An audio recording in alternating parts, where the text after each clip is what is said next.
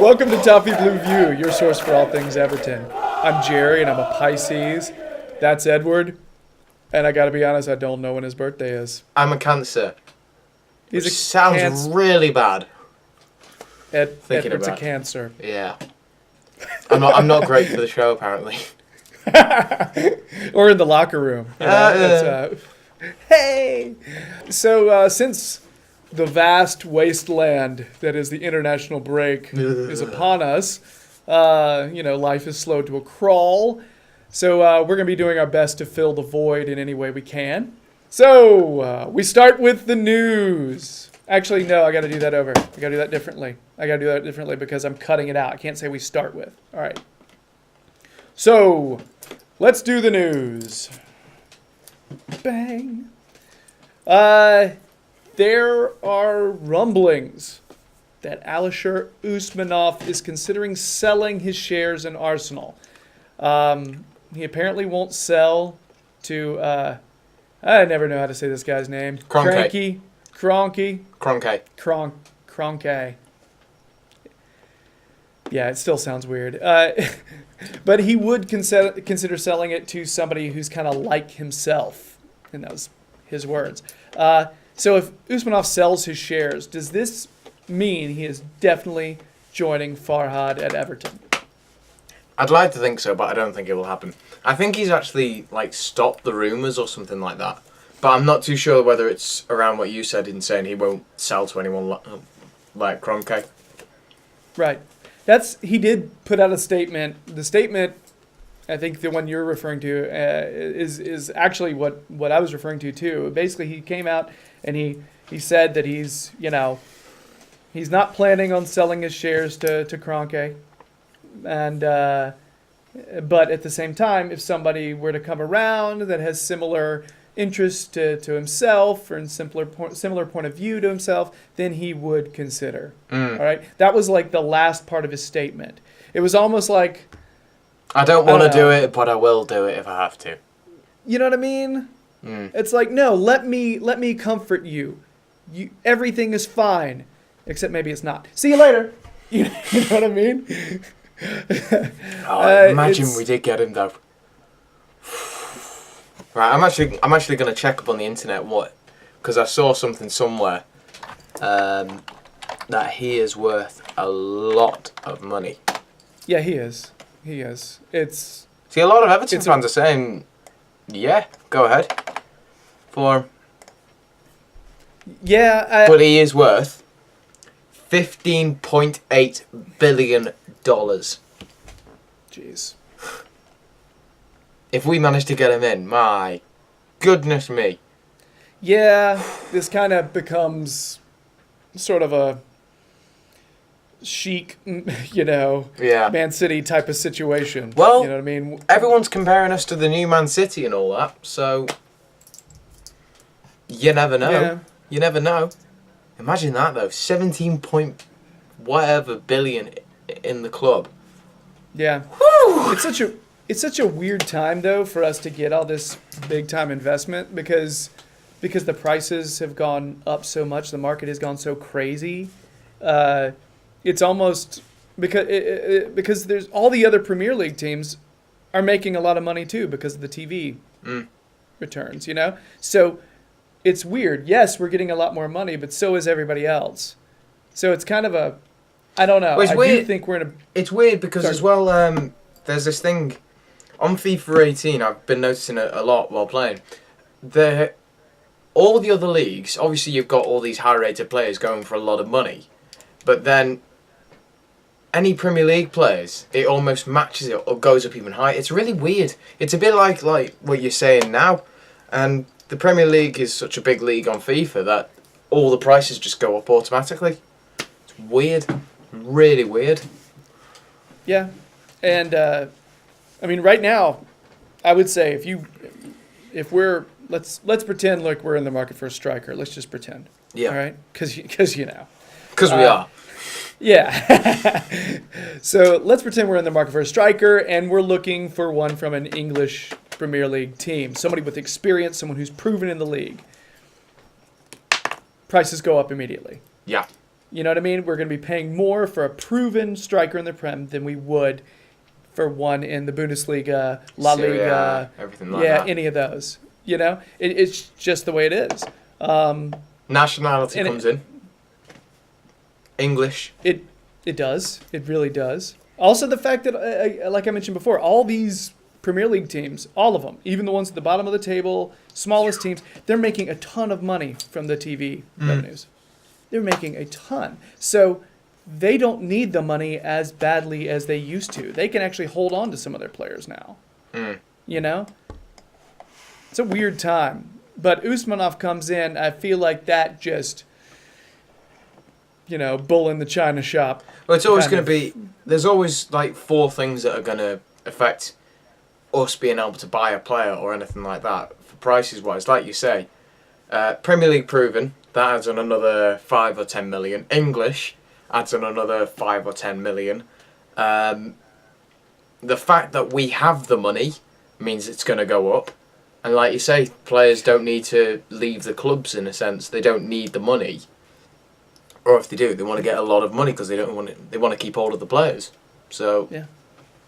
If I think any more, I'll say. But they're sort of like the main factors, aren't they? Well, length, how much time they got left on their contract, and age. You noticed. I feel like we were going for a lot of very young players and a lot of older players because I think that's kind of a little bit. They're going to be a little cheaper that way. Yeah. So we were looking for a lot of. I felt like we've been looking at a lot of like over 30 players, just so we can get a bargain before the big purchases agree to come to us. You know what I mean? But yeah, it's a weird time, and I agree with you. I'm not completely sold on the idea of Usmanov coming, but it's a weird situation. The fact that USM is sponsoring Finch Farm. It's a weird. There's a really strange relationship. There's strange happenings. I don't know, but I'm going to side with you and say I'm not sold that he's coming. No. I'd like it if he did, but yeah, agreed. Don't know if it will happen. I think, to be honest, actually thinking about it, if someone did come in and buy his shares, I do think we would be one of the first clubs because I don't think he'd want to relocate out of the country, and I don't think he'd want to be having his business and all that in another country. So it makes sense for him to stay in England, and as well, he's going to have great contacts with Mashiri. He already has done, and as well, we're an up and coming club, so that could mean a lot of money coming back into his investment. But we'll see. We will see. Very right. Let's move on to another possible incoming. Kevin Gameiro from Atletico. We were connected with him in the summer, supposedly because they bought Diego Costa. We're interested in him again. They're inferring that he's sort of on the selling block.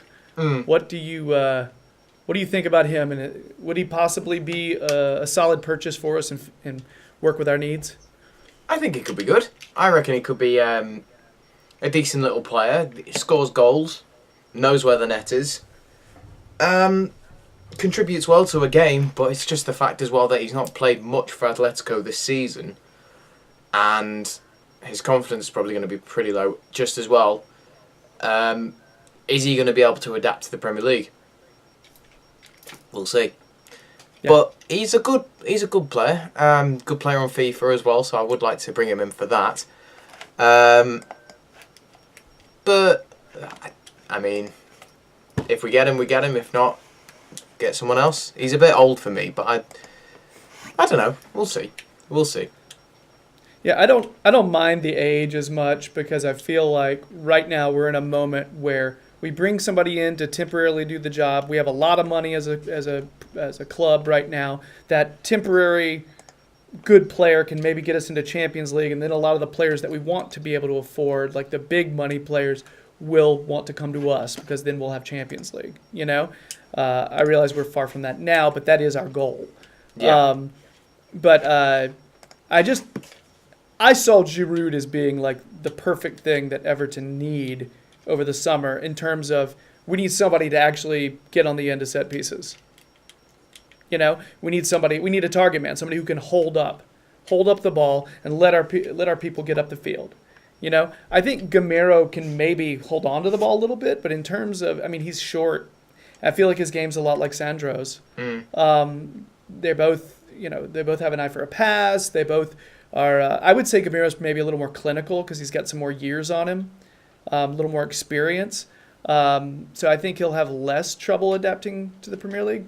But I don't know if he's like the perfect fit like a glove kind of a signing. But I think he'll score goals. So I don't know.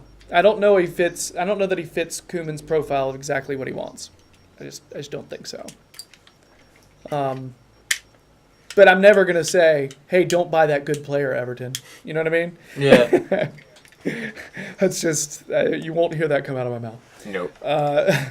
So next subject.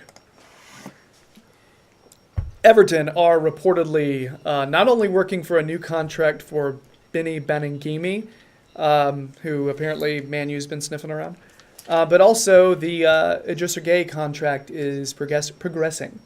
But I've read some weird rumors that there's some sort of gentleman's agreement between Everton and Gueye that if a Champions League team comes calling, that they actually have to listen. Do you believe that rumor, or is that just people trying to stir the pot? Seems a bit pointless, to be honest. I mean, yeah, they say if a Champions League club comes along, we've got to listen to the offers. That sounds pretty pointless. You may as well just put like a buyout clause in. And we don't really do that. No. You know, I agree. I think this is probably nonsense. It's probably just publications trying to stir the pot. They see the fact that we have a bright young player who is full of energy, and they want him. I mean, the thing is, like, Chelsea supposedly inquired about him at the end of the window, and we were just like, nope. You know, kind of. You know, so I don't really think this is the case, but I've heard of stranger things. But yeah, I think it's a rumor. I think people want Gueye. You just tend to take everything with a pinch of salt. When it's honestly international break and anything having to do with transfers, it's just almost always it's crap. Last bit of news: Michael Keane.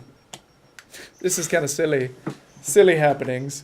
But at England training, apparently there was a lot of media there, and the England players were training with a medicine ball, and apparently he got a little boisterous. He chucked a medicine ball. It happened to go a little high, and he smashed into a camera. Apparently did £10,000 worth of damage to a really valuable lens. I don't really have a comment on that. I just think it's funny. And that's the news!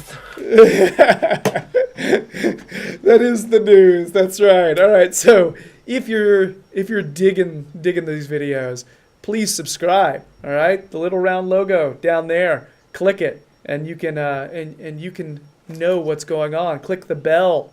You get the notifications. You'll know when Toffee Blue View is coming to you. Also, like and comment. Give us something to talk about, everybody. We want that. Lastly, Edward's channel, James. There's all kinds of FIFA, Everton vlogs. He goes the game a lot, so he's got a lot of vlog material on there. You're just kind of staring at me. It's creeping me out. No, I'd just try and keep that face for as long as I could. Yeah. Might be doing a new Road to Glory on a certain player soon. Is it Cavaloon or is it Michael Keane? You'll find out soon if you subscribe to the channel. Thanks for watching. All right, so that's it for the news. Bye. Adios.